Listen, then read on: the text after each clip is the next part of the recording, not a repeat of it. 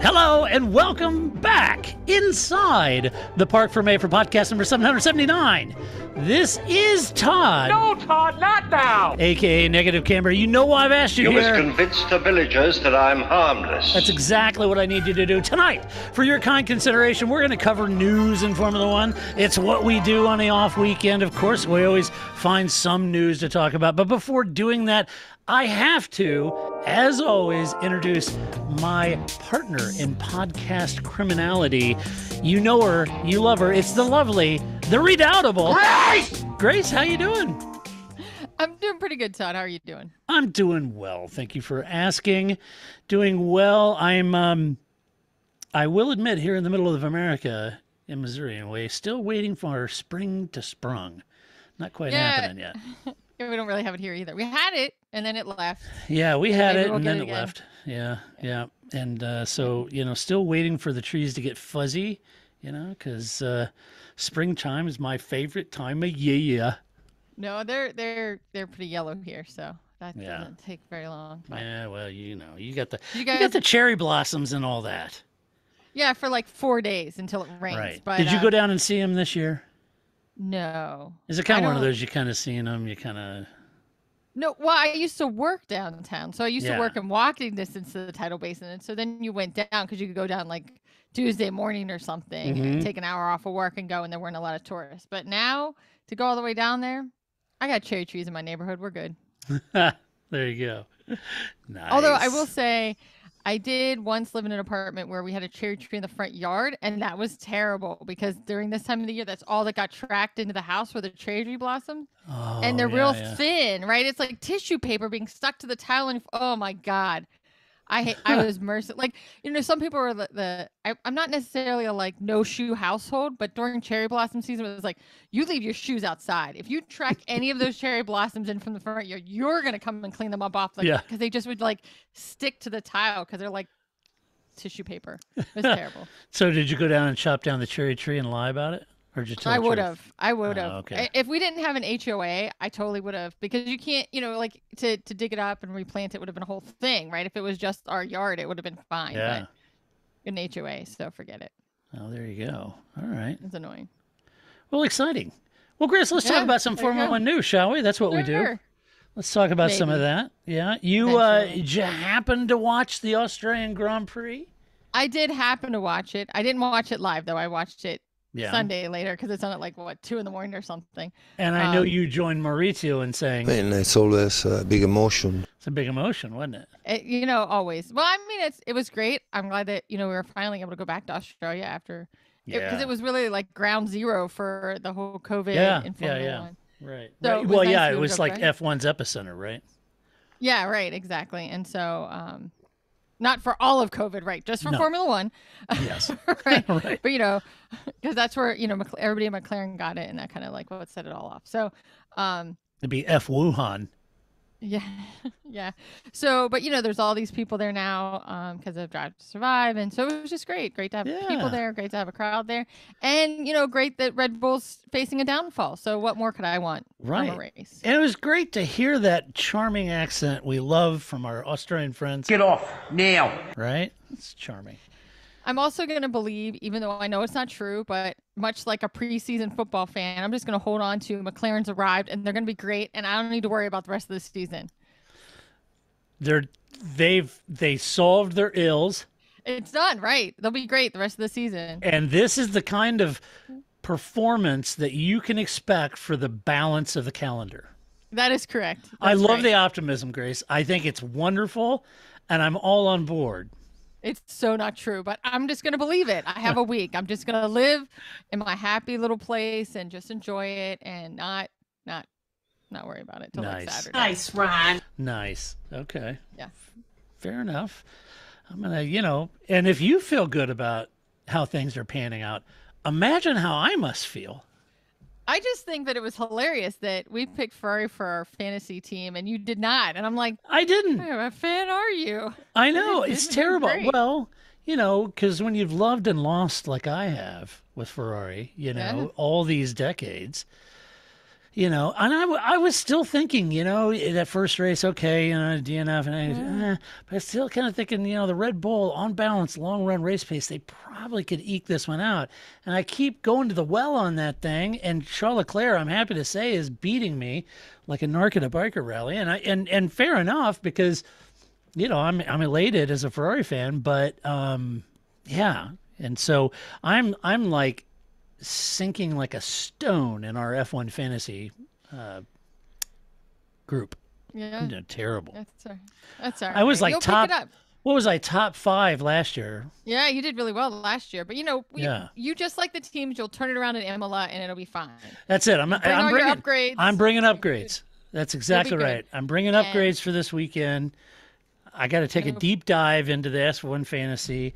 I got to dump the Red Bulls and the Maxes and the Lewises and all that. And I got to pick up me some Carlos, and, you know, because I'm assuming he's less money than Charles is now. So, yeah. Well, I do, as we know, I often watch, like, first of all, I refer to them all as unboxed. I understand that that's only what McLaren calls them, but all the teams have their version of unboxed videos right now. Yeah. And so it really just is Carlos Sainz. He's really the, you know, because he brings he's kind of like Vettel, right? Like, he just brings this, like, charm to every one of them. And it's like, so now the unboxed videos aren't as good with Lando and Ricciardo. They clearly don't have the same chemistry, but watching Charles and Carlos Sainz together is great. I'll watch all of their unboxed videos because they're hilarious together. They are. Yeah. And Carlos has that sort of je ne sais quoi. Yeah. So they did. And my daughter really thinks he's dreamy. He is dreamy. Yeah. I could be his mother, but he's dreamy. And I don't know. But they did the one where they gave emojis and they had to, like, name the country that they thought it was. And so, which was great. But I like that one of the comments that somebody wrote was, because they couldn't get Madagascar, and then when they got Madagascar, they're both yelling it, and they're like, you know, somebody's over at, you know, AlphaTauri's garage going, what the hell's going on over there, right? Like, yeah, exactly. All you hear is their drivers yelling Madagascar at the top of their lungs. What are they doing at Ferrari these days? Yeah, it was great. So I enjoy them, watch them, but only the ones that Carlos is in is what I've decided. Right. And Sebastian. Nobody else says anything. You couldn't probably pull any of those off with Mattia, you know, because he's a kind of reserved guy, you know. Maybe that would be more fun. I think they should do these with Mattia. I think Ferrari's PR department ought to, like, completely refashion Mattia's brand, you know. Just, you know, go back to the round glasses, the poofy hair, the whole, you know, just, you know, I don't know. I think they should let him practice whatever they're going to do for the unboxed video, so that he can just, like, very, you know, just very, like, nonchalant, quiet engineerness, just beat them. That would be great. Oh, and that then would just, be like, even walk funny. Away. He'd be like the ultimate straight guy. Exactly. Yeah. Because meanwhile, in the comedy you know, routine, I mean, Leclerc and Sainz would be like, "Oh my God," you know, like, they'd be really, and he'd just be like, "What? I won." Okay. Yeah, right. Whatever. Drop the I'm an controller, walk engineer. away. Whatever. Right. I won this. Right. Yeah, that would be fun. There you go. So now we'll find out if Ferrari also listens to this podcast. Yes. Well, I don't know they do because they would have brought back Vroom by now, but. Oh, that's true. You're right. Maybe Dominicali will tell him, because we know he listens. Yes. Maybe, yeah. Yes, I agree. So, well, let's talk about some Formula One news. So, up first, the cheeky headline is cracks to fill. I know. That's so weak. I had a really joke number 1. I know, and a headline I wrote on the website for this, I had to force myself not to use "can crack fill the cracks in the armor" and all the different crack jokes. And then I think what I ended up coming up with was equally as bad. This is, well, I'm not a journalist, but I came up, can crack turn Aston Martin around? Somebody says it's a bit of an odd headline, and I got to think crack, yes, the drug can crack, yes, I get it now. After I've published the post, and I see what you did there. It's a hell of a drug. It is a hell of a drug. It can turn that around. But anyway, all right. So, Grace, let's say that you are a dandy team boss in MotoGP or Rally or some other series. And an F1 team approaches you to be the team boss of their program. You inherit a car designed by the team and the previous team boss, but he left. So now you have to figure out who does what around this office. Your boss is a billionaire who micromanages. He picks the poop out, the fly poop out of the pepper, right? He micromanages, doesn't like losing, and his son drives one of the cars. And the 4-time champion you inherited is in the other car crashed twice last weekend, and the owner's son crashed once, and you have limited cost cap for any upgrades. Oh, and you're the only team who hasn't scored a single point so far this season. You are in dead last. The big question is, Grace, what do you do? I fire my agent because this was a dumb idea. I should have took that Alpine role. Right. What was I thinking? I mean, really? I mean, has he never... But he had to have known this was coming. I mean, right? Like, again, I cite the Otmar Schnafnauer, you know, you can't have a team with 2 popes. But when somebody comes out with a quote like that, you know, and he certainly knew the situation. And, I mean, Larry, it's not like Larry's quiet about things. No, Larry. Quiet is not a word I would use probably to describe Larry. No, so you know who you married. You know what you got into there, man. And right. I have a sneaking suspicion at this point in time, every team meeting, Larry marches in and it's like, Cheap, lying, no good, rotten, four-flushing, low-life, snake-licking. I think it's going to be like that. Yeah. I think that, although not that long because he can only be there for 3 minutes before I go to right, the next and meeting. he's got to go, yeah. Right. So I will point out that WTF1 posted like, what should Vettel name his car, right? Because I was always just thinking he named his cars, but he hasn't named this one. I think he should name it Larry, so that when he's mad, he can be like, I was talking about the car. Oh, the nice. Jerk. Stupid piece of crap. I like that. Well, it was pretty sad when he said, no, I'm not going to dignify this car with a Bond girl name. All the more reason to name it Larry. Thing. Yeah. It's a shit box. Yes. It's a shit box. That's exactly right. But to your point, Mike Crack. Yes. Mike says it would be easy to run away from the situation, but he knew what he was signing up for. He said there is no magic, just a heck of a lot of hard work to turn things around. And so I got to thinking about it. You know, I read an article that I sourced for this for the article on our website. It was Adam Cooper, I think, maybe wrote it. But I was reading, and I hadn't really just had the time to sit down and kind of, you know, take inventory of where Aston Martin was so far on balance this year. And Adam did, you know, because Adam's a pro and he did the math, and I'm phoning it in because I got a day job. But when you put it in stark contrast, no points, dead last, 3 crashes last weekend, all of these things start adding up. And I thought, wow, that's pretty damning. And I hadn't really thought of it in just stark terms like that. But I was thinking, well, will the team develop? Of course it will. But how much development can they do with a cost cap? And you've got 3 crash cars over the weekend. You got to pay for those, right? Does that even cut into their budget for car development parts? I assume it does. I don't know that 100%, but I assume that does. In the end, they're really on the back foot if they're going to suck up a lot of that cost cap, just trying to get those 2 cars, you know, repaired, new parts. And the new parts that they bring, are those new upgraded parts? Can they kill 2 birds with 1 stone? I don't know, you know, but it's a tough situation, Grace.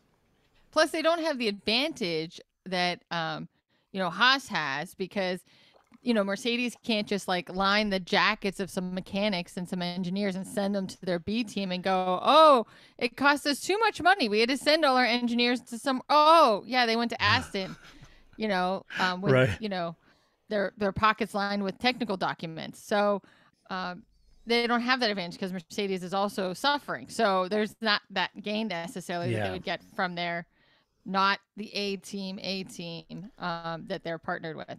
So I think it's going to be, it's been an uphill battle. I mean, that's why I'm saying is like, it's not like Mike Crack was walking into this, like, it's not like he walked, like if you walked into Mercedes you'd be a little confused perhaps because Mercedes was doing really well and they're not doing really well. Although you shouldn't be surprised by that either, maybe. But this is exactly where Aston was last year.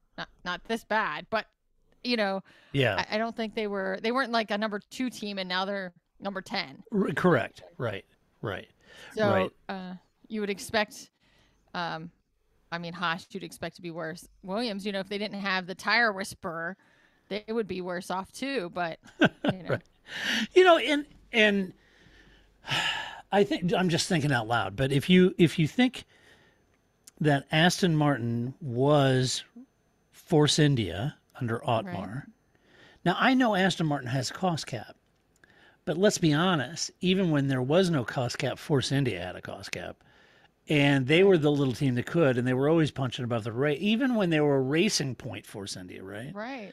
That transitional name, that transitional year when Lawrence came into the team and bought it with Otmar. And I'm not laying all this at Mike's feet because Otmar left, because technically this is the car that Otmar oversaw and that sort of thing. But it does bring up an issue about. Because at one, you're thinking, well, they were Racing Point, they were doing great, okay, and then when they were copying the Mercedes design that one year, they did real well. Tracing Point, but yeah, Tracing Point, right? But on the flip side of it, bringing in a new owner, a new infusion, a lot of cash and facilities and all those things, and new management. It's a big shakeup. And keep in mind, Lawrence still has a road car division. You still have other racing series that the Aston Martin cars are in, sports car, and there's just a lot going on right now. And in the end, folks, all new teams have struggled. Red Bull acquired a team. They struggled. Mercedes struggled. Both of them took several years to get where they are. So regardless of what Lawrence's expectations might be, it may just take time to get all of the elements of the program gelled and in sync. And I know that probably isn't what Lawrence wants, and I'm sure he's an egregious overachiever, and he wants, results now. I'm absolutely certain of it. But F1 is a series that's humbled many a great man, and many a great owners. And it just takes time to get to where Mercedes was or Red Bull was and possibly is. And look how long it's taken Ferrari, and they're a massive works team.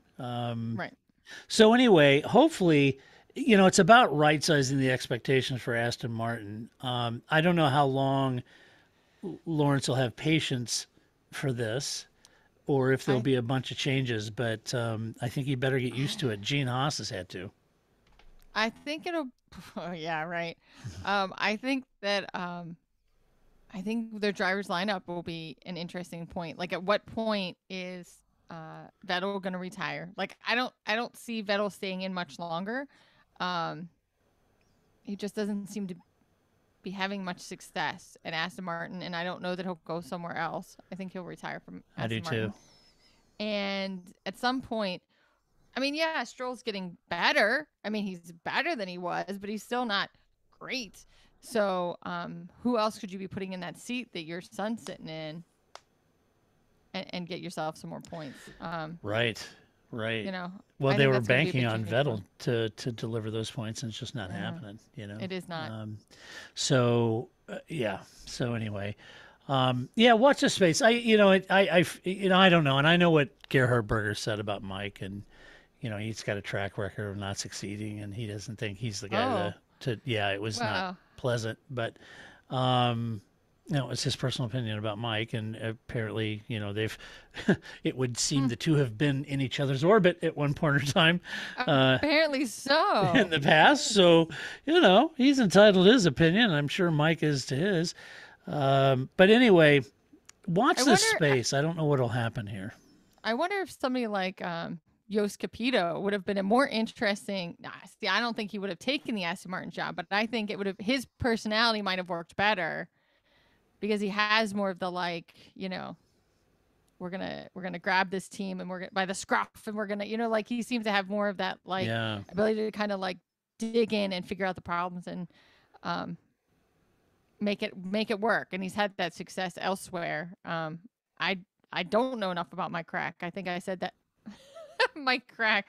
I said that when we did the team principal dinner, right? That like, I don't know. Yeah. Tell me whatever you want, sir, because I don't know anything about you. Unlike Joe Scapito, who I know a lot about, right? So, whatever you want to talk about sounds good. I just think this isn't going to really, this isn't going to do great for him. But with Williams has points, and Haas has got points, and nobody saw that happening. No, and I have to think that Larry is going to be putting pressure on Martin Whitmarsh too. You brought him in. That's for right. His big brain. That is right, Martin Whitmarsh. Yes. What are you doing at that? What are you doing over there? I mean, we saw what you did to McLaren. Nice, Ron. That's right. That's right. You've been in a similar situation before, so you've come into a team where everybody's angry. Like, fix this. You know how to deal with. Yeah. That I forgot about Martin Whitmarsh. Yes, that's right. an interesting. Let's see how that works. Yeah, I'm keeping my eye on Martin Whitmarsh. Definitely. So, we'll see where that goes. Yeah, watch that team. It's going to be interesting to see what they do and how they dig their way out. Or don't, unfortunately, right. I think what we're kind of leaning towards that they don't. Yeah, that may be the reality. I hope they do. So we'll see. All right. Yeah. Next up, speaking of upgrades, let's talk about upgrades in Formula One. Now, traditionally, the first major upgrades of a season that a team will make is when the series returns to European soil, like Imola this weekend. So if all you veterans out there, you know this, if you're new to F1, the first initial series of races, they traditionally have called the flyaways.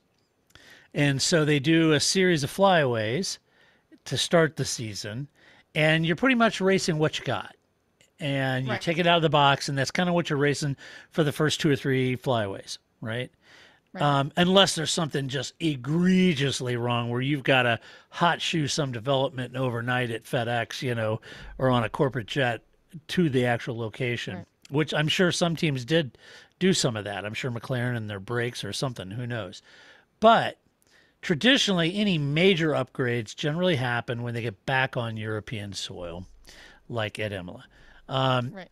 As Ferrari's home race, there were actually a few raised eyebrows when the team announced that they wouldn't be bringing upgrades this weekend due to it being a sprint race weekend, which means limited practice running on Friday in order to test the new upgrades.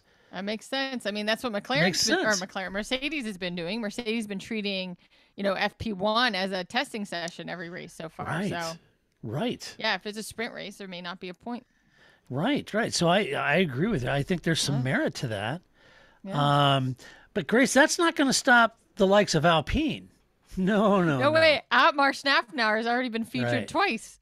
That's right. You got to get up pretty early in the morning to get one by Alan Permade. And so Alpine and Otmar says they're bringing them. It's game on. He said, quote, "We're going to bring some upgrades to Imola, that's for sure. Yeah. I wouldn't be surprised if everyone brings upgrades to Imola. It seems in my 25 years of doing this, for whatever reason, the first European races are where everyone plans their upgrade. It used for whatever reason. For whatever reason. I don't know. It used to be Barcelona. It used to be Barcelona. Now it's Imola. But it's the 4th race as well. So around the 4th, 5th race, everyone brings upgrades. So we too will be bringing some. It's all aero, he said. Now, it's an interesting chess match on what you develop, how effective it actually is, when you choose to develop it, and when you actually bring it, right? And those are all distinct sort of, inflection points in the evolution of the development chain over a car. So it's like, okay, we've done 3 races and 3 or 4 races. Where is our car, do we believe, through data, suffering the most? Is that where we're focusing? And if we focus there only, does that have any knock-on effect on the car, or are there other areas that have to be developed in conjunction with that particular area to make it work, i.e. front wing, underbody, who knows?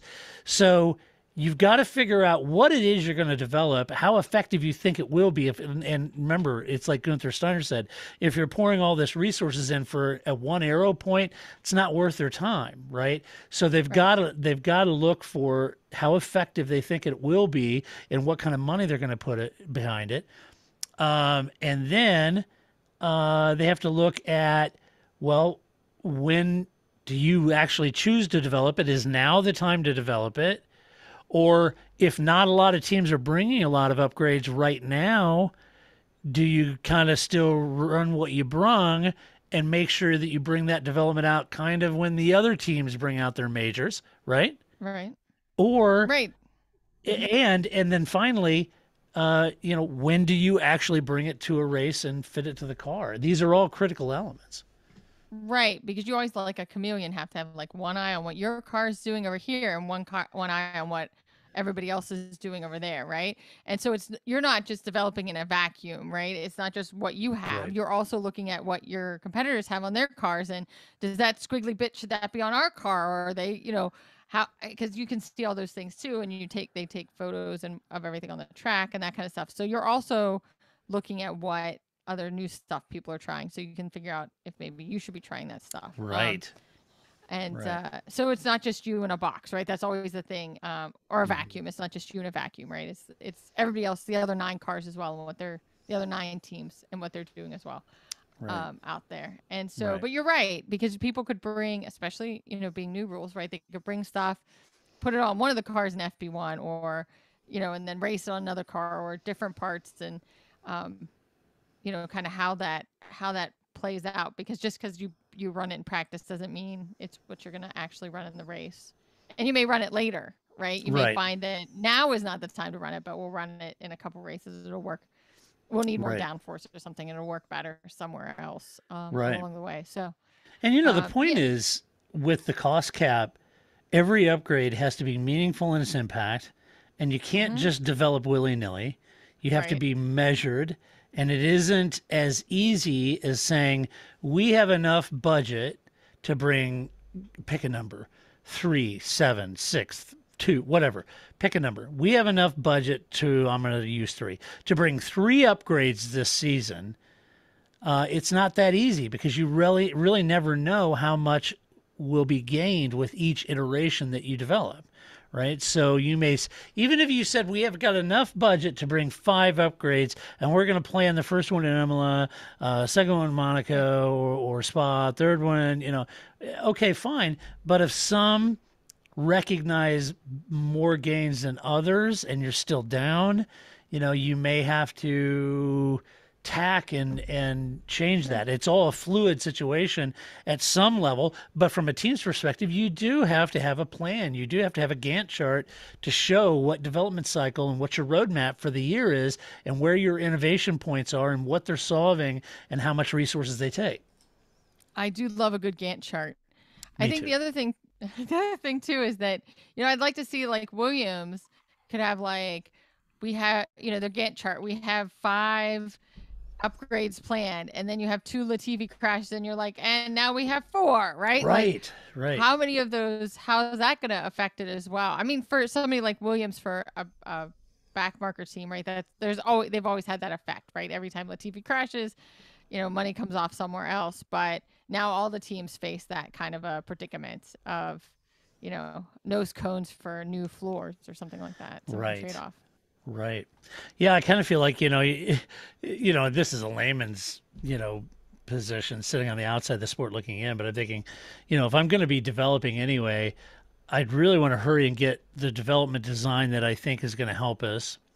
Sure. And then if Latifi crashes the car, instead of paying to fix it as it was, let's just use those points to add the new parts, because I'm going to have to develop them anyway, So, so if you want to develop nose cones, Latifi's going to crash eventually. Just use that as a testing, just put on the new nose cone.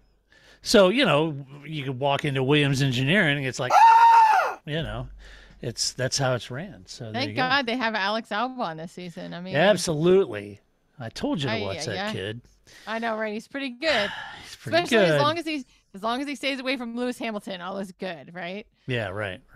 Now the other thing is, in wrapping this story up, is if the underfloor is the most fertile ground, call it for lack of a better term, if it's the most fertile ground for making big changes and big aero impact, we may not really even see much of a change from sitting at home, No, right. And I suspect that the first rash of upgrades may be used to cure any sort of reliability ills that the team is having, be it fuel, brakes, hydraulics, porpoising, those kind of things. So to be honest with you, we may go into this, and I haven't seen an exhaustive list of all the teams that are bringing upgrades to Imola. I know Ferrari's not, but I don't know who all is. But we may have a lot of teams bringing upgrades, and it may not be so visually evident, No, we'll have to watch like F1's comer, Ted because Sam Kravitz Collins, or something. Yeah, right. Always goes. Yeah, Sam Collins usually goes team to team, and they go over like dramatically. He does that. Well, it is television, but he always kind of goes, well, according to the sheet you submitted, you changed this and this and this. Why don't we talk about that, right? So, that's where you can kind of get some of that information. Ted Kravitz as well of what's being changed that you can't see. But I would expect that Mercedes is going to do something, because if they don't, first of all, they don't get their heads wrapped around porpoising, that's going to be a problem. But it's especially going to be a problem at Imola. I think any team that has porpoising problems, Imola is going to be rough. Yeah, maybe. It's going to be a rough race for them. So they've got to get that sorted out and quick. But I do love Otmar Schnaffner's, like, for whatever reason. Of course, it's always Europe. I mean, it's the same in MotoGP, right? Like, the first European race is always where it's like, and now we can see what it really looks like, right? Right. And, right. Because those first, 4 races is like that's where the underdog teams, if you will, or the backmarker teams can get their points early on, because they're not going to get them once the bigger teams kind of get their heads wrapped around it, and then they'll just dominate for the European stint. So I think that's what always happens. And it's just that it used to be Catalunya was race 5, and now it's Imola is race 4. So it's just whatever the first European race is. And maybe some teams will still wait for Catalunya. I don't know how much of a difference that is, Spain versus Italy, even though they're both in Europe, as opposed to Ferrari, where that's literally their backyard. Right. So we'll see. It is. Yeah, it'd be tough. And just imagine, and I don't know, what business all of you are in, obviously, but the amount of program management. Oh, yeah.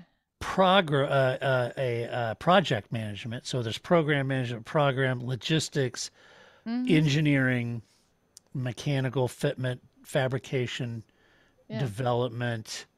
All of those things are in play in a team. They're doing it in a smaller version of some major corporations.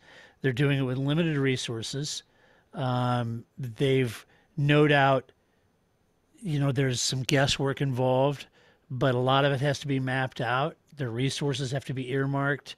There's just a lot of detail in there. And then don't forget, I mean, at the end of the day, each team is a business. They have their own SG&A, and, you've got to figure out, I'm sure they're calculating down to those who are invested to the EBITDA of what the return is, and the most effective use of the resource dollars that they're investing, whether they be sponsor dollars or angel investors or however they're getting their money, and then the prize money is all counted for too, because that comes from F1, and that's what it takes. So you've got a tremendous amount of logistics that go into those balance sheets to figure out the P&L of a team, and to figure out how to do this. So I know they're all kind of fun, and the Drive to Survive is all kind of fun, and the politics and the wall and stuff like that. But don't miss sight of the fact that Christian, Toto, Fred, pick a team boss, Mike Crack, pick a team boss, any one of those, they've got, all these people behind them trying to make all the P&Ls and the balance sheets balance, and it's not easy.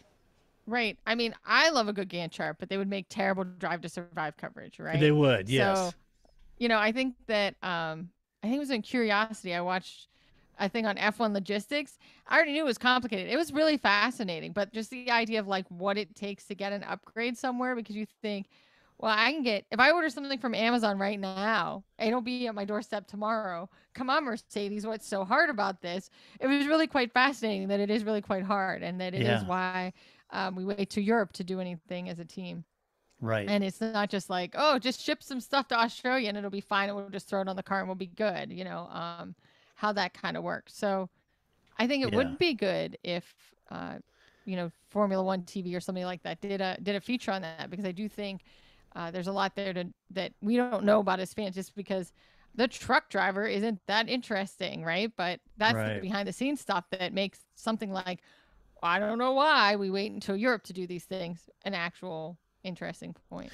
Yeah, when I was doing work with Shell, and I would go to the paddock and the media center and all that, and I always reckoned that there were plenty of outlets that are interviewing all the star drivers and F1, famous folks and team bosses. But so that wasn't who I was interested in talking to. I wanted to talk to the mechanics, the hospitality people, the drivers, not the car drivers, but the truck drivers, the circuit people. I wanted to find out how the machine worked and what it took, where all the freight was stored, and how quickly, I just think you could make an entire Drive to Survive episode on just the development arms of those teams, right? And the rapid prototyping that they do and the innovation points, and it'd be fascinating to me. So yeah, I think so. So I think that would do them well, and I think it would help again bring people into the sport, kind of that like a day in the life kind of video. I guess that's all I'm asking for. Like, what is the day in life for, right, the hospitality person or the truck driver or the aero guys, right? Like, how do these different parts work, and how they all work together, and who has the master Gantt chart to make sure all this stuff works. Right. I think that would be interesting. There was I talked to a couple of them at Ferrari in the Paddock Club, and one woman at Red Bull in the hospitality. And it was fascinating just to chat with them, because, I would ask him, okay, so you're working for the team. So clearly, when Christian Horner comes in, you know who that is, right? And she was like, yeah, absolutely. And I said, okay, but how do you know when like Dietrich Mateschitz comes in and he brings a guest? I mean, if the guest is with Dietrich, of course you're gonna make sure everything goes well. But if Dietrich invites people and he isn't with them, who tells you who the VIPs are? And who tells you? And I asked the same thing for Ferrari too, and they both of them had the same answer. Everybody in here is a VIP. Somebody. Yeah, everybody. And I said, well, I'm in here and I'm not. I appreciate you treating me as if I am, but I'm not, It's kind of like if you ever go to LA, all the wait staff is always very nice to you, and I was like, wow, this is great. The first time I was there, right? Like everybody's so, like, do you need more rolls? Do you need more to drink? Right. Do you need everything? I was just like, wow, this is like the most attentive staff ever. And somebody pointed out that's because they're all actors and they don't know who you are. You could be some director. Right. And so they act as if every table is full of a director who might hire them. And so they're just really very nice and very, energy and eager, Yeah. Oh, so it's the same idea, right? They treat everybody as if they might be a director that might put them in a movie. And so that's how they approach everything. Yeah. I was like, so there's some great stories, just from some of those men and women, I think is just fabulous. But anyway, all right. So we're going to move on to the story that if you've followed this website since 2005, this has become a laughing point for Grace and I since 2005. Because it seems like every year, or possibly it'll skip a year, every year or two, there's always some press story about how Audi's joining F1. And it crops up every damn year. Somebody's, Audi's coming to F1. We're like, yeah, okay. No, VW says they're on. And we've got to the point where we don't believe it. And there's lots of sites now touting all the particulars and opinions on VW's inevitable entrance into F1. And some of you have reached out to me asking me, why aren't you talking about this or addressing it? And the reason I have not addressed it is that there has been no official announcement that I can find from VW, despite all of the articles in the headlines saying, quote, set to join F1 or likely to join F1 or inevitably join, all of these speculations. They're all speculation, and I get it. But that's why I haven't officially posted anything that says Audi and Porsche are joining Formula One. I think when Flip and I discussed this story, right, and I was like, anytime Audi or Porsche or VW to Formula One, I think of the Georgia Satellite songs, right? Like, don't hand me no lies and keep your hands to yourself, right? Like, no hugging and no kissing until I get a wedding band. That is how I feel about the story every single time. Right.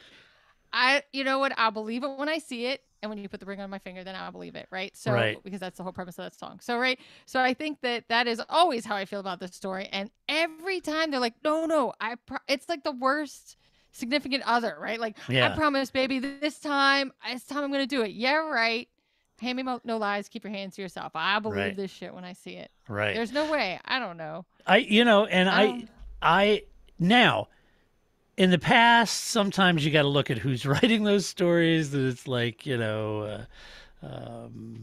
F1 Guru, something blogspot. Yeah, you want a reputable sport, right? Okay, yeah. So you're looking for, seasoned veterans of Formula One who, like us, Grace, have heard this rumor forever, right? 20 years, so they're not new to this either, and they know what's going on. And so anyway, I did look over at Motorsport Magazine, and Mark Hughes, who I have a lot of time for, is a trusted, veteran F1 journo. And, again, I've said this, I met Mark. We hung out in the paddock after the race one time, and we were just chatting. Couldn't have been a more delightful guy, super nice. He didn't know me from Adam, and, he was perfectly at home sitting there chatting with me about it. And really good guy. And I don't agree with everything he says, and he wouldn't agree with everything I say. But he's a great guy, and I do respect him. I did see him write an article about this. And I'm not saying that it won't happen, but, again, we've heard this for years. That being said, Mark Hughes ran a piece about VW giving both Porsche and Audi, and I'm sorry for Europeans if you call it Porsche and Audi, sorry. But we're Yankees, and that's how we pronounce it. They've given both those marques the green light to pursue completely independent engine programs to enter F1 in 2026. Now, it was initially believed that it would be the same engine program, because it's ultimately, yes, it's Audi and Porsche, but it's under VW. It would be the same engine program with different badges to promote both brands. But if you think about it, if VW has the resources to invest, it would be a good move to prove two entirely different approaches to the same goal, for that both marques now have a unique perspective and an innovation path for their road cars, developed in the crucible of F1, if they've got the resources to do that. And having said that, it'll no doubt be very expensive to do that, to do two separate engine paths, but rumors suggest that Porsche is going to power Red Bull, while Audi will convert a mothballed F1 project they were working on, and they were actually looking to buy into and be part owner of a team. And the rumor there is that they may be looking at McLaren, Williams, Aston Martin, and Sauber, all as being named as potential targets there. Now, it's like half the field. Yeah, it is. It is half the field, right? I might do this show with you, or I might do it with Paul. I'm not sure. Like, you're covered. Just name everybody. It's fine. It'll be one of them. Flip a coin. Definitely. Yeah. Yeah. But of that list, while I was writing these notes, I didn't write this as a bullet point in here, Grace, but while I was writing, I was thinking in my head, which occurs every once in a while. I was thinking in my head, I thought McLaren, Williams, Aston Martin, and Sauber. The two teams, if I were Audi, that I would join with would be McLaren or Aston Martin, because they happen to have road cars. And whatever's developed with that team as a potential engine and power unit could very easily be something that's sold to either of those teams for their road cars. So there may be a return on investment, right? So they would make more sense. I'm sorry for Williams and Sauber, but they would make more sense there. For me, anyway. Yeah. I think that's a good point. Yeah. So, okay, but where am I? Oh, yes, but there is a big catch in all of this, and Mark Hughes does a great job of explaining what existing manufacturers are concerned about. And let me read you. This is from Mark. These are his words, not mine. Mark said, the next power unit regulations, though yet to be finalized, have been formulated to accommodate the VW Group's wishes and those of Red Bull powertrains, parenthetical. They will retain the V6 turbo format, but will lose the current ERS-H element, the MGU-H, the heat element recovery, while featuring a much bigger electrical energy store and deployment. There are limits on the dyno hours and spend, but there is currently an allowance for new manufacturers to go beyond the nominal cost cap by $10 million in the first 2 years and $5 million in the third year. There's also a $15 million allowance for capital expenditures for equipment/facilities, end quote. And now it makes sense. Now it makes sense. And now you can see, if you're Renault and you've poured hundreds of millions into your program, your works team, not engine supply, works team over the decades, you'd be a little sour about this, about being under a cost cap while F1 rolls out the red carpet to lure new engine makers into the sport. And it's not just Renault. I'm not picking on them. Mercedes and Ferrari would have heartburn over this as well, right? Right. And Mark's article has this important quote from the existing team boss. Before I get into the team boss quotes, do you want to add something? Then we'll go to the team boss. No, I was just going to, I'm not sure it's useful, but it's that meme, right? Where the guy's head is turned that way and his girlfriend's looking at him, right? Yeah. This is Alpine and Ferrari, and they're looking at, if the FIA that's looking back at Porsche or Audi, right? What are you doing? We're already here. We're already making engines for this. Why don't we get that money? What the heck, right? Right. So that's how I saw that going. Yep. So here's what Toto Wolff had to say about it. This is Mark's graft. This is his hard work in his article, not mine. But he quoted Toto Wolff as saying this: "It's not clear yet who actually enters as a power unit supplier and who declares themselves as newcomers. It could well be that there are 3 companies from the same group that are entering as new companies or newcomers. Right. The picture is still very unclear, and whether $15 million capex is good enough or not enough. There are much bigger topics that we need to agree on, which we haven't." End quote. Yeah, and here, and here's what Mattia Binotto had to say for Ferrari. Quote, "We need to consider that we define what is a newcomer and what are the benefits of a newcomer. All that needs to be clarified and defined. There is also the IP transfer, intellectual property. So the IP transfer should not be possible. That was agreed. How we translate that into a wording needs to be decided. IP transfer between Audi and Porsche. IP transfer between existing Red Bull powertrains and Porsche. How can it possibly be sealed and clear cut? There's a major issue for sure about this whole issue, no matter how you look at it. And these are my words now. So this is a major issue, and just so nobody's caught off guard, folks, remember the whole Concord Agreement and getting that re-signed? That was the war, the political control for F1, Mercedes carrying a huge stick at the time, calling a lot of shots, had a lot of sway, all that. that was a major hurdle that F1, and credit to Liberty Media for getting over that hurdle. So they achieved that. Kudos, Liberty Media.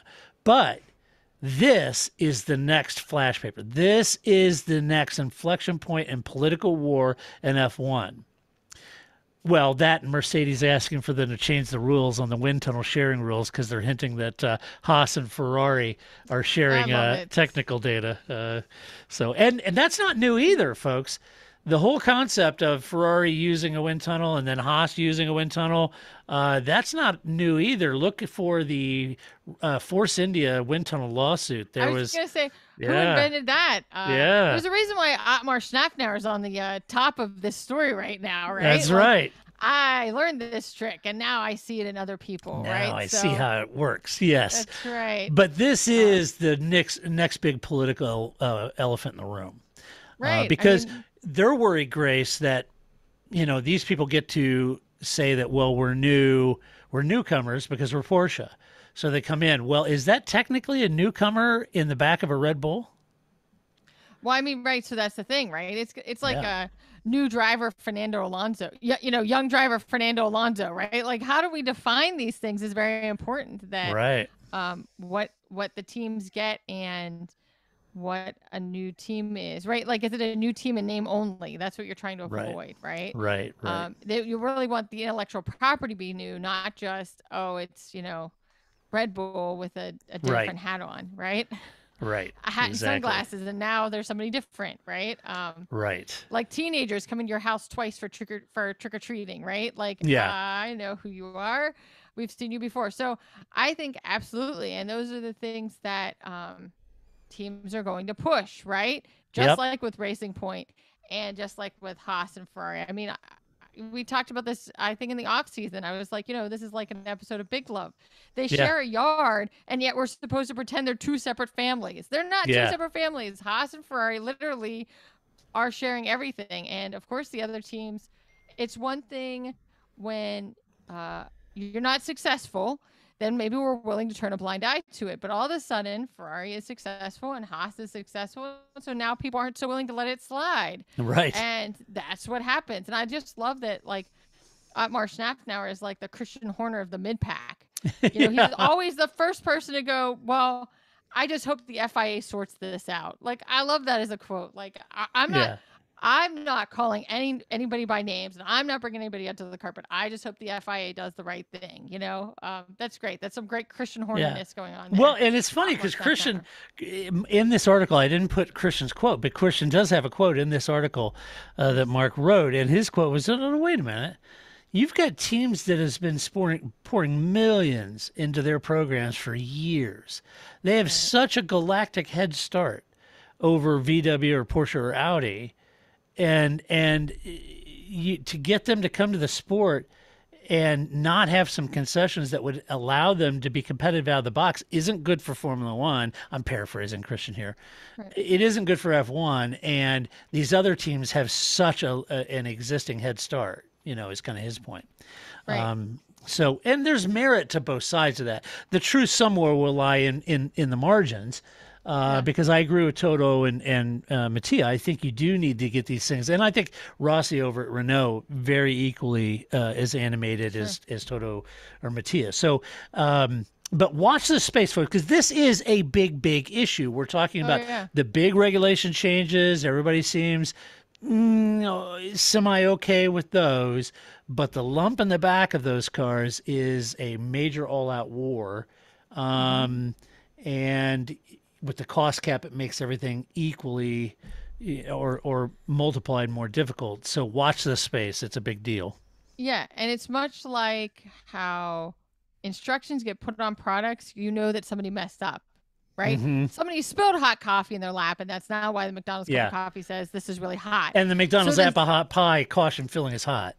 Correct, right? Because somebody burned themselves and sued, right? So this is the same kind of idea. Like, these rules, these boundaries are going to be figured out because somebody breaks the rules or somebody pushes it somewhere. And so they go, no, bring it back. This coffee's hot. Right. Please don't spill it on yourself, right? So that's going to be part of this process too. Again, much like we were talking about with the logistics, not the glamorous side, not the drive to survive side of it, But just as important that these rules are going to be continued to kind of be like worked out back and forth, because that's what these teams are going to do, is try to go like, it's like Alonso, right? Like, oh, you mean if I run off at this turn, you're not going to penalize me? And so then he just runs off that turn, right? Yeah, right. But you told me you weren't going to penalize me, and so that's what I'm going to do. That's everything.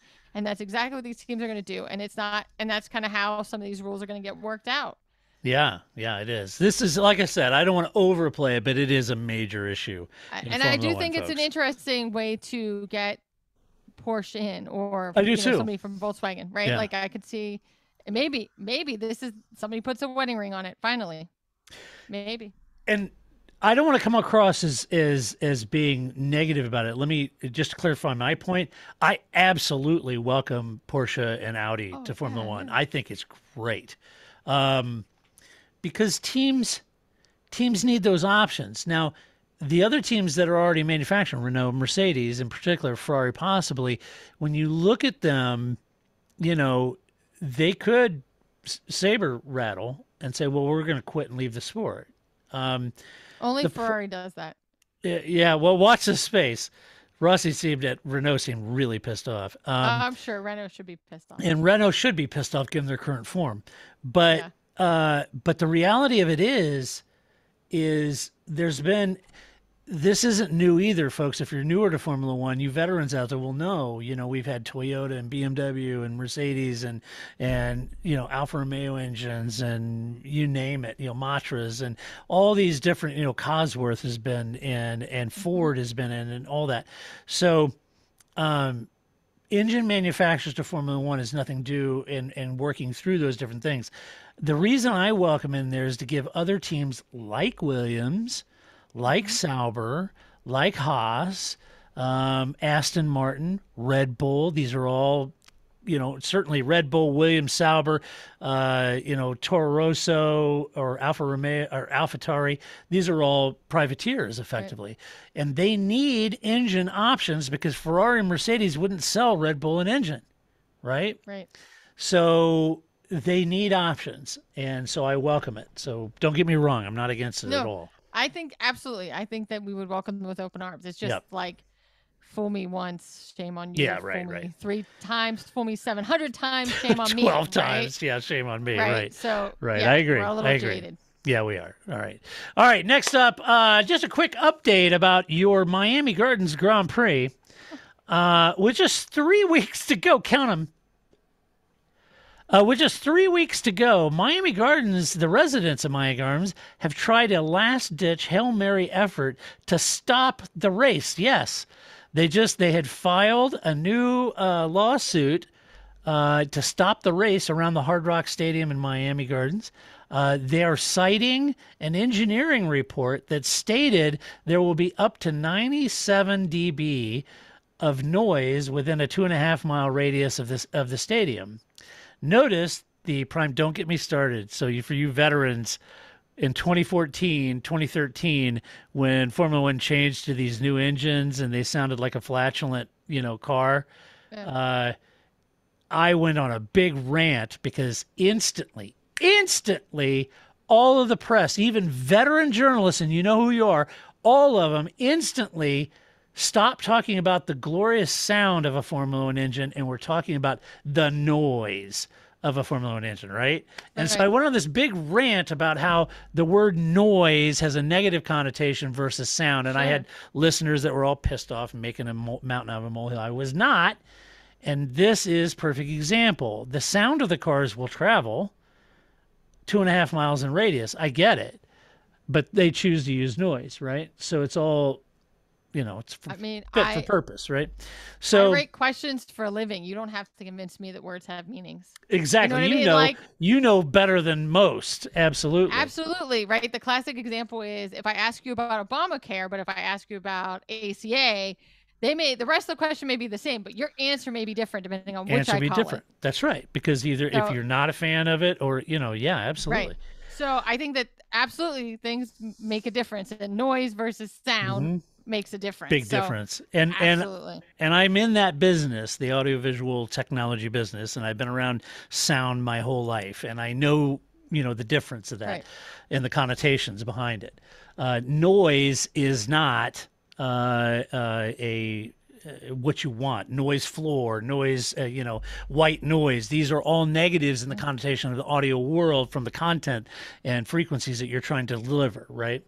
So anyway, the residents lost a civil rights lawsuit last July as the judge said that they failed to make their case that the race was racially discriminatory. And that was last July. So this is a last-ditch effort. They're now standing on a local ordinance that noise, as they put it, should not unreasonably disturb the peace and comfort of adjacent residences, but it doesn't define what noise levels would qualify as disturbing, right? The lawyers for both the Grand Prix and the Hard Rock and lawyers for Miami Gardens themselves are stating that the judge should not make any ruling prior to the city deciding to issue a special event permit that would allow this race to take place as a special use special event. In 3 weeks. In 3 weeks, yeah. So, I don't even know. I'm going to look up. Did the judge, because it was supposed to happen today. Okay. I'm curious now. We often talk about China or, Saudi Arabia, last minute. Is that track going to be there when we get there? Is it going to be done? Right. I mean, this is pretty crazy. It's you've sold tickets. You've already done all of the infrastructure. You brought in all the Jersey barriers. You brought in and now you're going to decide we're not going to have this. I don't. Aye. I know, and it's right down to the wire. So why am I not getting really? current? No, I don't want any time. I want now. Now. What am I looking at now? Yeah, where? I don't. Oh, maybe you can find it. I can't find it. So as we record this on Monday evening, I wrote the notes this afternoon. I don't know if there's a ruling. There may be a ruling already out on it at the time we're recording this. I just I haven't seen it yet. So I don't want anybody to come back on the podcast. Oh, you dork, you're in the podcast. You already said it was happening. So apologies up front. No, I think that's, first of all, that's fair. I think news outlets do that all the time. This podcast was recorded at 2:00 on Monday, right? Things may have changed by the time you listen to it 3 weeks from now. Please don't send me nasty green. Right. Now, someone will say, well, you recorded this at 8 p.m. at night, so you should have known. Well, I didn't. I was busy.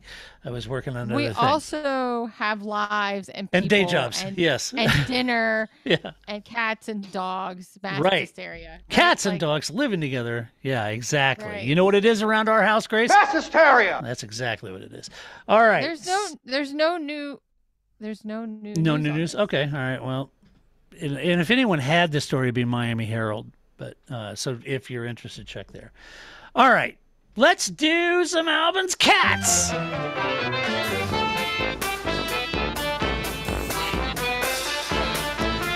That's right. It's Grace's favorite time of the podcast. She named it Albin's Cats. It's where we talk about all the fun stuff that doesn't really have much to do about F1, but everyone in F1 might want to hear about. So, Grace, what do you have for us? Okay, so first, I just wanted to give a plug for MotoGP, as I do every week. But I'm telling you, people, if you aren't watching and you haven't been watching the last 10 years, start watching now. It is. Does anybody have anything but Marquez? Apparently not. That guy is pretty good. That's amazing, isn't he? Yeah. So, and also, just like F1, they start their European stint as well. They have their race at Portimao is this Sunday, just like Formula One's is in Imola. So this is when the teams will bring all their upgrades, and Marc Marquez will decide that the season has started. So it's been crazy. The first 3 races, they had 9 different people on the podium. They, it's like there's been 10 different people now because Austin had some repeats. But so Grace, I watched the MotoGP version of Drive to Survive on Amazon.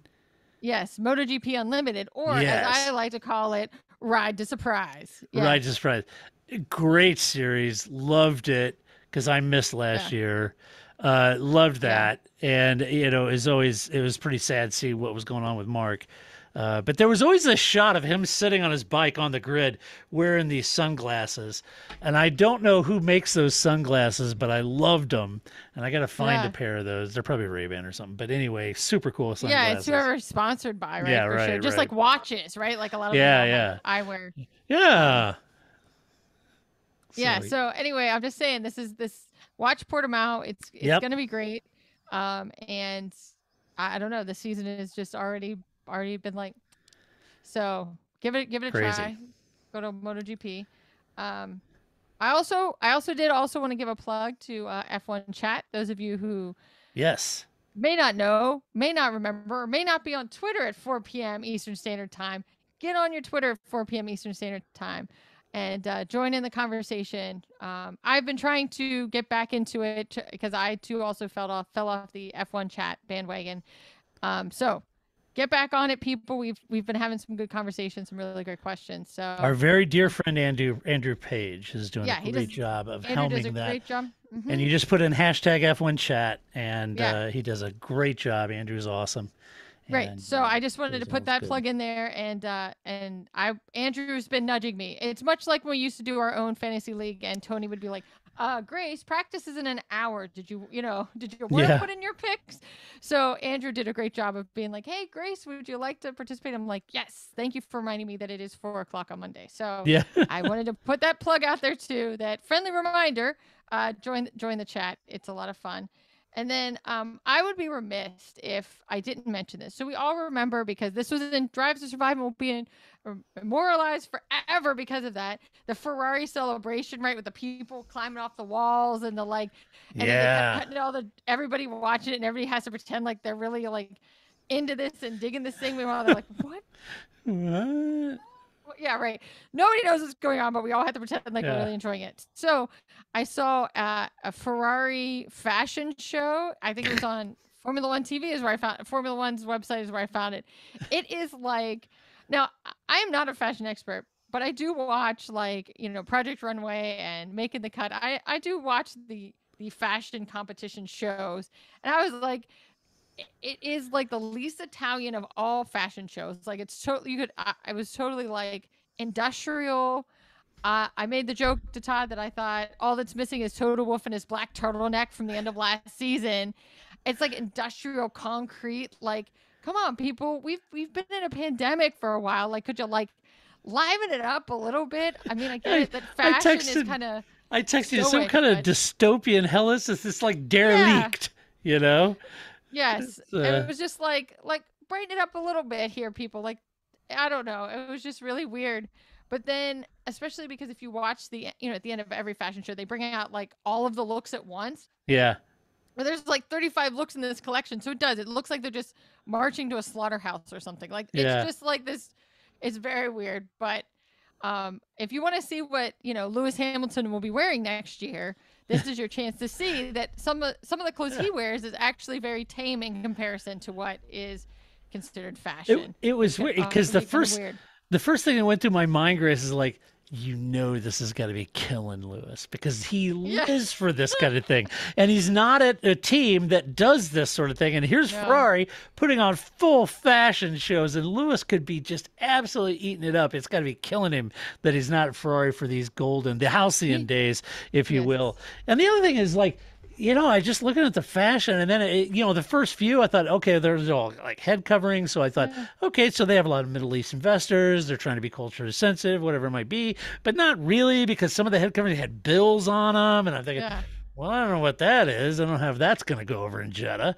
And then, it's why I don't know. It's just weird. It was some level of Stygian hell. I don't know what was going on there, but.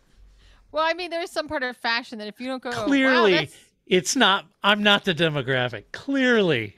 Right. I'm just saying that if you don't look at it and go, huh, or that's weird, then it's not actually. It's not good fashion, I guess. Right. Yeah, right. It has to be pushed in that envelope. But anyway, I highly recommend you go look at this Ferrari fashion show, and it is literally the opposite of their celebration with the people climbing all over the walls and whatever. Maybe you'll get some ideas, and you'll see what. Either NBA players or Lewis Hamilton will be wearing next year. Right, exactly. Although that's a good point, because I think Lewis should go to AlphaTauri. He should leave. He should leave McLaren. Dang it, Mercedes. He should leave Mercedes for the fashion. Just go to AlphaTauri. Yeah.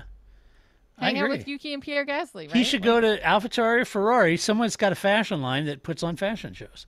Yeah. That would be fun. His worlds would be colliding. Yeah, exactly. All right. Cool. All right. Are we ready for some Todd's No Shit headlines? Always. Okay. That's my favorite part. Okay. Here we go. The first headline I saw, quote, I bet he's skulking, Lewis Hamilton, quote, thinking of switching teams, end quote, and, quote, annoyed, reckons ex-F1 star Mika Hakkinen. And before you get apoplectic about the whole thing out there, yes, he got attacked mercilessly by Team LH, and he's already backpedaled the whole thing and saying it was fake news, just so you know. So Mika Hakkinen said that Lewis Hamilton is thinking about switching teams because he's annoyed. He was saying that he was probably sulking and down and thinking of switching teams and annoyed by the situation he's in right now. So here's what we've learned. We've learned that Mika Hakkinen is new to the rent-a-quote game that is played, right? He's not skilled at this yet, right? You can't come up with something that you then backpedal from. You've got to say it in like Jackie Stewart style and just stick with it and be like, I said what I said. Don't come back here again, right? That's it. Don't backpedal. And I get it. You know, you get the whole cancel culture and everybody attack. I get it all the time. How can you? But I'm not backpedaling on anything I'm saying about Lewis. When Lewis is awesome, I absolutely be the first to tell you. And when he does silly things, I'll tell you that too. Mika Hakkinen, who hasn't aged in 20 years, you can't cancel that man? I know you can't cancel Mika. Go back and look at the McLaren? No, the Mercedes commercials in the sauna with Mika. Yes, oh, that's classic. So that's the best of Lewis and Alonso, the McLaren commercials. Yeah, so I think good. That is, I just think this is an experience on Mika's part, right? Like that he kind of doesn't know how the like rent-a-quote works, and he was probably just like you or I would do, like, oh yeah, Todd, he looks good in brown tonight. Like off the cuff, I said something. Whatever. And next thing you know, you're being like questioned by Polo because Ralph Lauren is really mad that you're not wearing his shirts anymore. I know. I will this summer. Trust me. So next up I know. Here it is. Sebastian Vettel.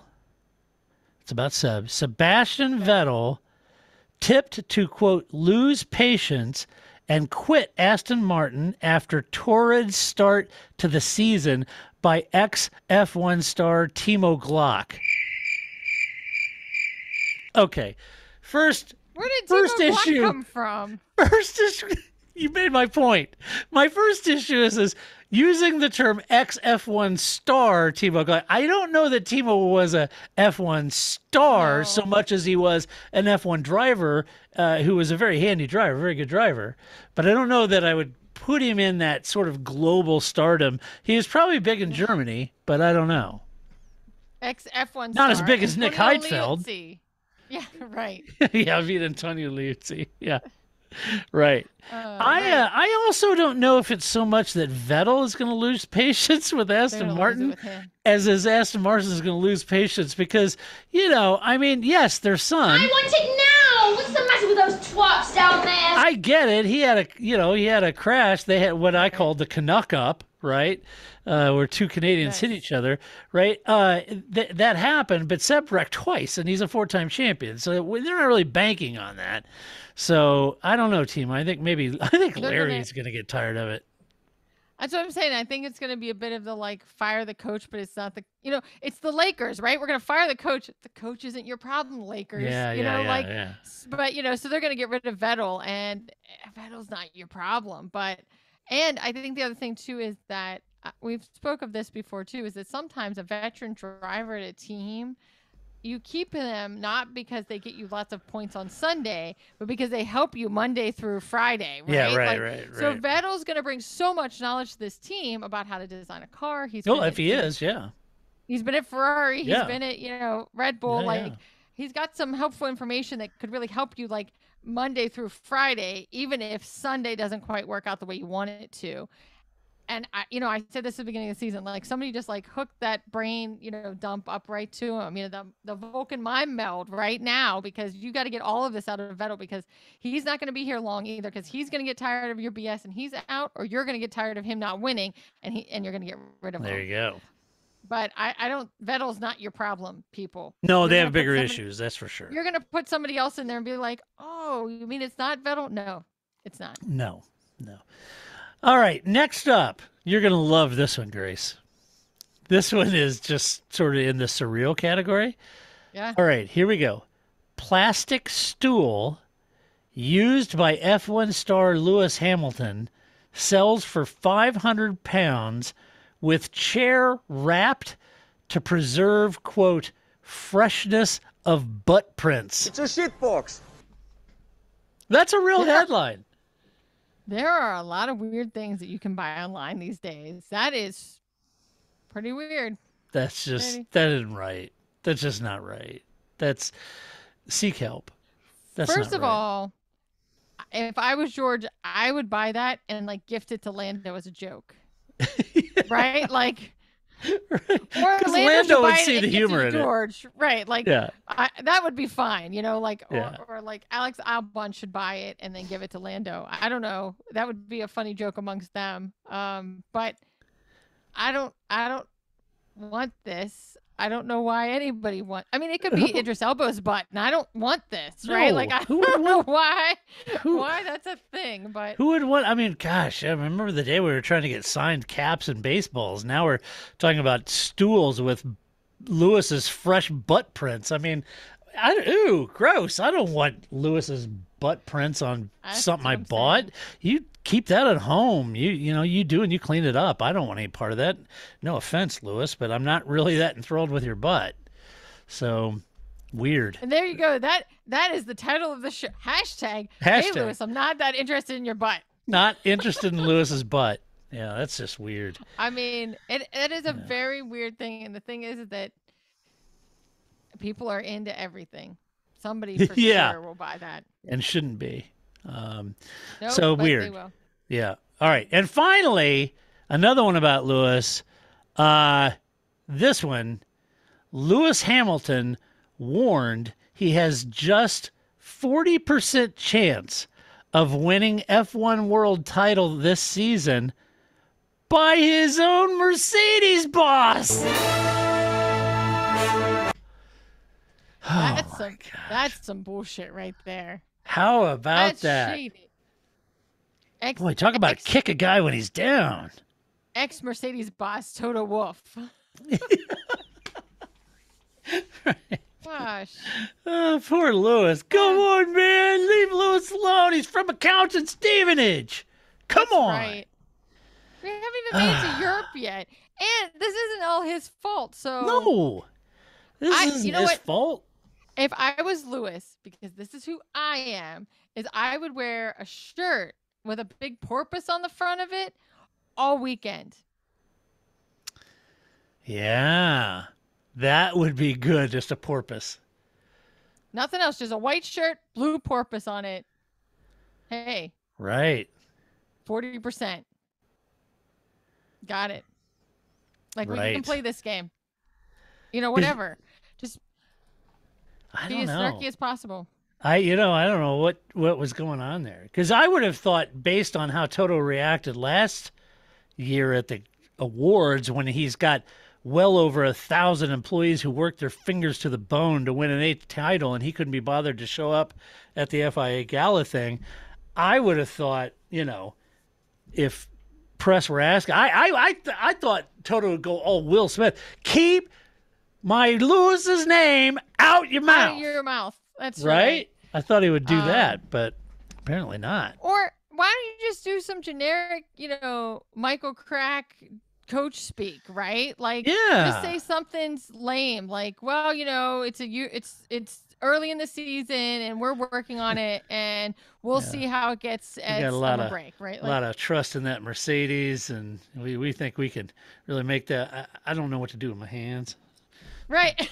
Yeah. Exactly. Just So yeah. just say something generic. And then I also think what I also would have done if I was total woof. And if I'm the one that gave a quote like this, don't go with an even number. I would have said he had a 43% chance of winning. Yeah. Then people would just be like, 43? 43. Why 43? Like, people hate odd numbers. Like, so don't go with a 0 or a 5. Pick something like, I think he's a 47% chance of winning. Right. That'll really spin people like 47%. That's all they'll talk about. Right. I'm surprised he didn't go 44. Yeah.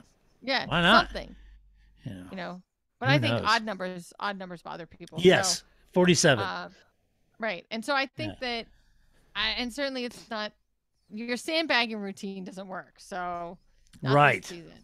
Right. What a weird statement. Some weird and wild stuff. I don't So know. there you have it. All right, then. Well, hey, Miles, I have your mailbag question. I'm going to save it for Paul Charsley when he's on because, contrary to popular belief, Paul is a professional race car driver. I am not, and I would love to get his insight into this because I think between Grace and Paul, I think Paul is the best position to answer this question, and beyond us, I'd be just, I'd be talking out of my butt print stool on this thing, like Lewis. So, well, I know what you're getting for your birthday this year. Yeah, a stool with Lewis's fresh, not just his butt impression it's his the freshness of it. First of all, for you, I'd get one from Nico Rosberg. I would fly to Monaco and Yeah, get that yeah, myself just for you. Yeah. Wrap it up in saran wrap and Wouldn't that send be it right great? back to St. Louis. That's Thanks, right. Nico. Yeah. Just what I always wanted. I'd get that and be like, what the hell? What the hell? Yeah. It's crazy. So, all right. It's very weird. All right. All right. Well, that does it for this podcast. I hope you enjoyed it. That's what Grace and I think about the news in Formula One. But be sure to leave us your opinion at theparcfermé.com. Just do it with decorum and civility. As always, if you like this podcast, go over to iTunes and give us a good rating. Give us a little love over there. We'd appreciate it. A huge, huge thank you to our Patreon supporters. We could not and would not do this podcast without you. And so I'm very, very grateful. If you like this podcast and you'd like to support us, you can do so by going to the website, and either all the way at the bottom or on the right-hand side, you'll see a Support Us graphic, and you click on that, and it'll take you right to a place you can support us. We'd really appreciate that as well. So, until next week, when we come back to do this all over again and talk about Imola, I'm going to have to scare up Paul. I don't know what I do know that where he's racing. He told us, but anyway, I'm going to have to try to fit into what Paul Charsley might call his hectic schedule. That's right. You have to fit into busy that. Man. He is a busy man. So we'll do that. We'll come back and we'll talk about the race in Imola. And until then, this is Todd, a.k.a. Negative Camber, saying so long, Grace. See you in a couple weeks. That's it, man. Game over, man. It's game over.